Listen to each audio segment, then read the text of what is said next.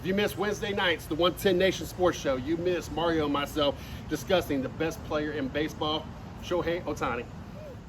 In our lifetimes, we only get to experience that generational player, that player that when you look back or in the history books, when my kids or maybe even my kids are looking in the history book and we're talking about some of the all-time greats or the best to ever do it, you don't get too many in each generation. We've kind of been fortunate with the Michael Jordan thing. I think we were kind of still young, so we got to experience it, but not maybe so much appreciate. We had to appreciate it more from the highlights and the series they came out with, and really appreciate it. We've had the opportunity to more so have the LeBron experience, and even so the Tom Brady. But I don't feel that the Tom Brady, even though he'll probably go down as the greatest, if not football player of all time, definitely go down as probably the greatest quarterback of all time. I don't think that, and I could be wrong, you could see this possibly differently than I do. I don't think he was a generational talent. I mean, hell, he was drafted, the 199th pick out of Michigan. He was more of a product. It wasn't like his arm wowed us. It wasn't like his athletic abilities wowed us. It wasn't like, he made throws that nobody else was able to do. He just played great in a system and took care of himself to be able to play as long as he did. And at times, I think we can almost say the same about LeBron, and I'm not trying to take anything away from LeBron, but taking care of his body and be able to play the amount of years that he's been able to play is kind of going to, at the end of the day, be the big reason why we remember LeBron and LeBron's accomplished what he's accomplished. And don't get me wrong, physically, I think all of us, especially males, would give anything to have his physical abilities. But there's nothing that he really does other than having the basketball IQ that he has. I don't think anything outside of that puts him above and beyond and makes him this generational athlete, like, oh my God, he did this more than anybody else or better than anybody else, other than just being able to have this basketball IQ and really be able to, kind of lead teams to championships. I think this player right here that I'm getting ready to talk about might be the first one, and we're the front end of this.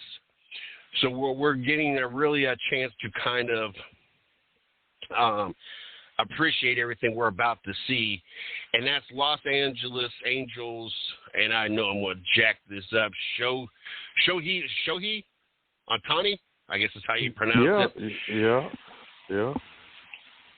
What this, and even more specifically baseball, baseball, because even the players that I made mention to up to this point only really excelled at one thing.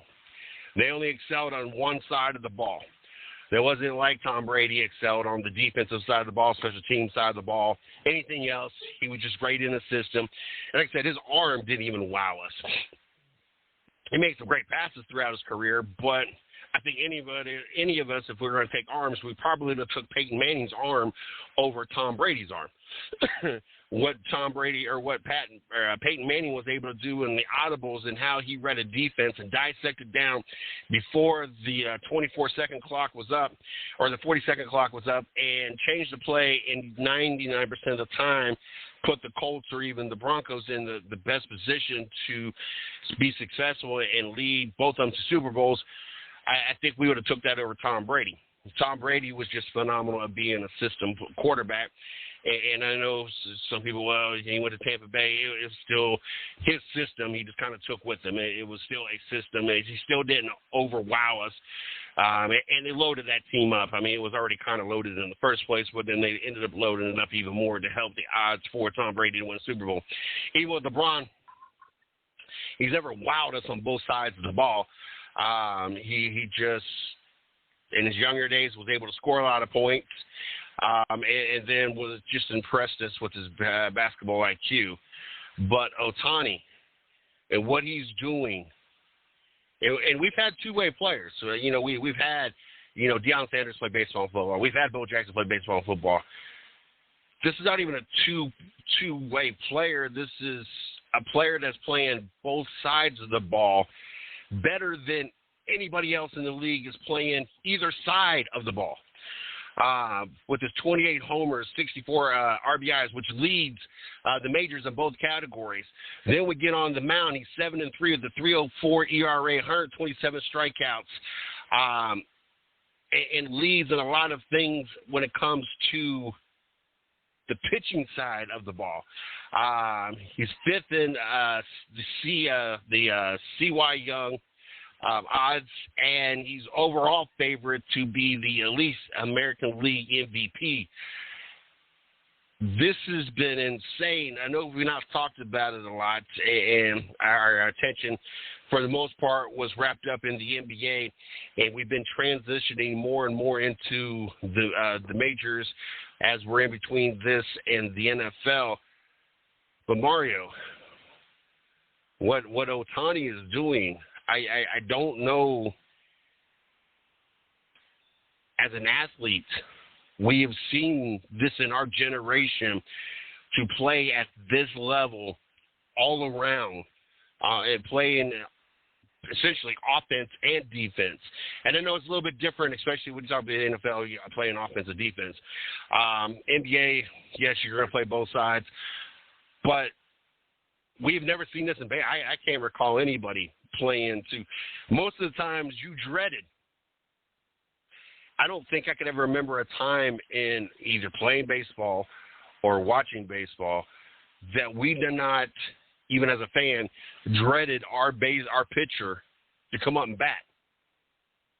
And to have a pitcher that is leading the majors in home runs and RBIs, he leads in slugging percentage, on base percentage, batting a 304. I don't think any of us ever thought we would see this out of a pitcher. Yeah, it's definitely good to see, and he's doing some good things on the plate and on the mound. So I would put him up there. I'll put him up there so far as what he's doing is great. I would like to see him win the MVP, of course, but down the road I'd like to see him, win a championship. But as far as what he's doing for the league is good. Baseball needed something like this, to keep the buzz in sports. But overall, it is great to see. And then there's nothing like seeing greatness, live or being able to watch it. So I definitely give him his respect.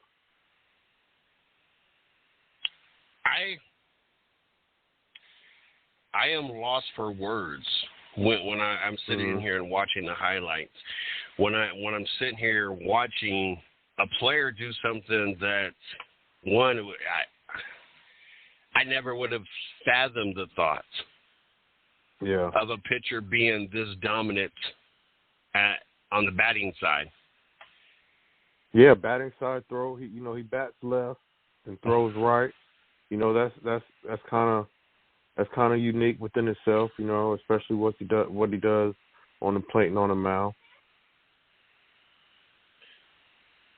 I mean, just last night, struck out 10 in 6.1 innings, allowing just one run at the plate. Went 3 for 3 with 2 home runs. Just the sixth pitcher with 2 homers and 10 strikeouts in a game since the mound moved to his current distance back in 1893.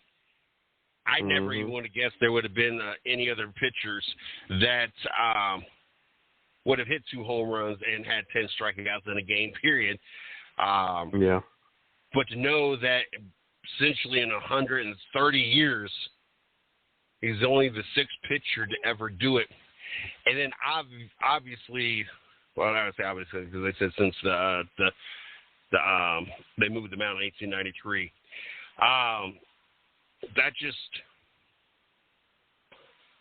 It's just crazy. Like, and I don't want to take anything away, and I know it kind of sounded like I was taking away from LeBron and Tom Brady, because what they've accomplished in their sports has been phenomenal. And like I said, at the end of the day, they will go down as, if not the greatest, one of the greatest all time of their respectable sports. But just to see what Ohtani is doing in multiple aspects of the game and how many categories that he's leading in.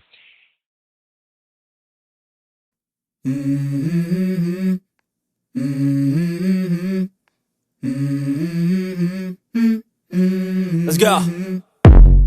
I wake up to a little bit of drool on my pillow, feel like it's gonna be a bad day. Yeah, I'm tired of shit, and the coffee ain't hit yet, damn, ain't that great.